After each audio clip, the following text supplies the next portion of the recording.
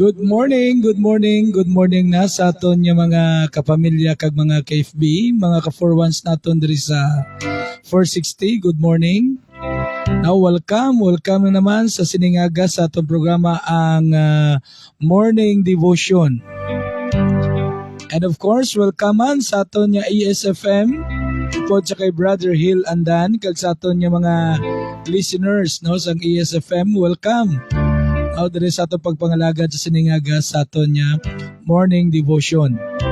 And also, mangingkopod man nato siningaga si Brother Peter, amigo Peter Gabrina, no, dira sa may Barangay Mansilingan, Siyudad Sang Bacolod. Good morning and God bless you sa inyo tanan-tanan, ha? Okay? Sige, so sa aton nga mga ka-stations diri sa 460 standby.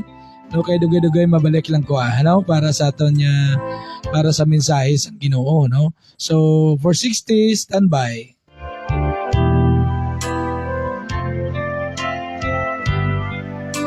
Okay, so sa aton niya mga listeners no sa ASFM sa liwat no, good morning sa inyo kag salamat no nga sa diin inabulang aga-aga aragid kita no nga nagahulat, nagaka-excited, nagaka-uhaw no, sa pulong sang Dios.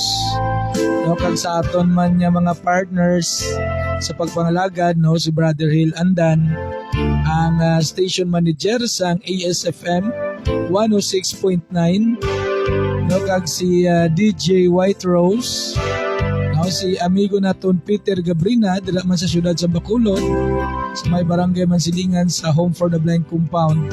Dati mo na ginapasalamatan tagid sa Ginoo nga sa diin may mga partners kita no sa pagpangalagad nga ang handom kag tinutuyo nga ang pulong sa Dios mapalabuot gid no sa kada isa kiti si Ginoong Jesucristo nagambal gid siya nga iwali gid siya ang iya mayong balita mo sa bug-os nga kalibutan. Pagi sa ginahimo ta nga no, pagi sa ginahimo naton ako naga-live diri sa Facebook ginawali nato ng pulong sa Dios, so ini makalabot sa iban-iban sa no, sa iban nga mga pungsod no, nga sa diin naga-monitor, naga-view. Yes, kag subong man no, good morning lang no sa kay Inday Evelyn Sanggutan no, si Inday Evelyn Sanggutan niya adlaw-adlaw ya ara gid no naga-view gid sa aton bot silingon nga nagakauhaw gid siya sa pulong sa Dios no. And also good morning man no sa kay Brother Ramel Bagyo.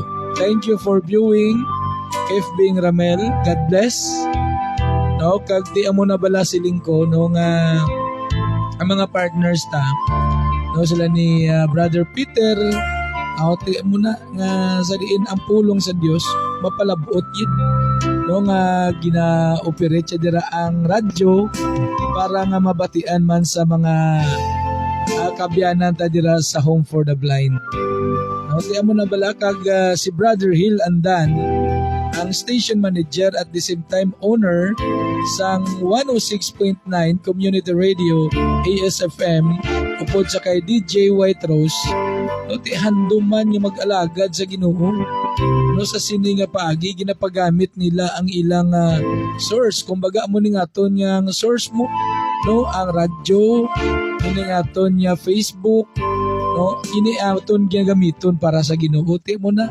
mga pag-alagad na ya sa Dios no, kay gitagaan kita sa abilidad sa Dios mga pag-alagad sa iya sa nagakasari-sari nga mga pamaagi no?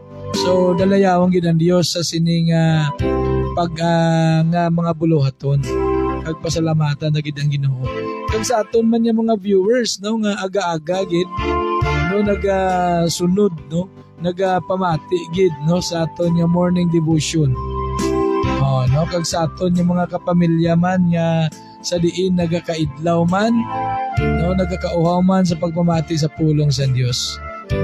No, ti kamusta ang inyo nga bugtaw mga utod yung mga biyan sa siningaga kabay pa nga ang inyo pagbugtaw no inang may ara nga pagpasalamat sa Dios. No pasalamat sa Ginoo nga sa diin may kabuhi naman kag usog kita nga ginaangkon. Bangod niya siningagaya no may mga tawo na gid nga wala